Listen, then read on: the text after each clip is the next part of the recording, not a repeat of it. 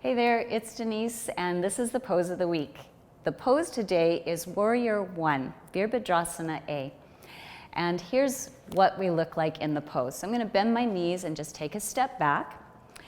In Warrior 1, we're bending into our front knee, balancing the knee straight out over the toes. I want to see my great toe. And I'm squaring my hips to the front of the mat in this pose.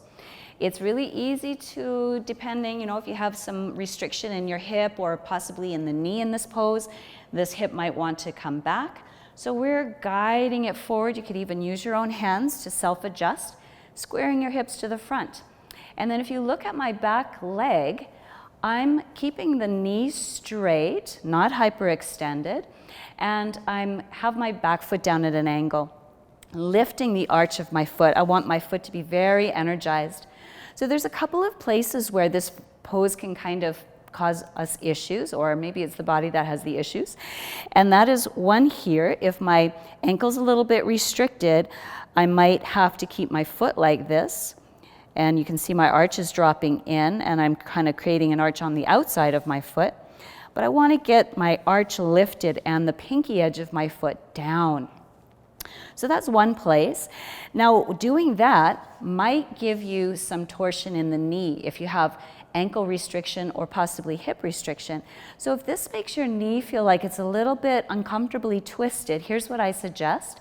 Lifting the heel, tucking the toe under, and then drop into your pose. This will help you square your hips, and it will take some of that torque off the knee. Another place where we have issue here oftentimes in this pose, especially if we're trying to take the pose where the foot is flat down like this, is the pelvis is going to want to spill forward. So oftentimes very flexible people will find that the spine likes to bend and we start to spill forward in this pose. And so when the hands come up especially, then we start to get some compression in the back. And if you're finding that that's where you go in the pose, then also lifting the heel will be helpful, and then allowing the pelvis to come into a more neutral position by bending the knee just a little bit. You can still explore quite deep in the pose if you'd like to, but keeping everything aligned is going to give you more comfort in the pose, but it's also going to help you explore the depths of the pose as well with safety. And so we all want to enjoy our warrior poses. They make us feel strong and confident. And so make sure you're taking care of ankles, knees, and hips in them.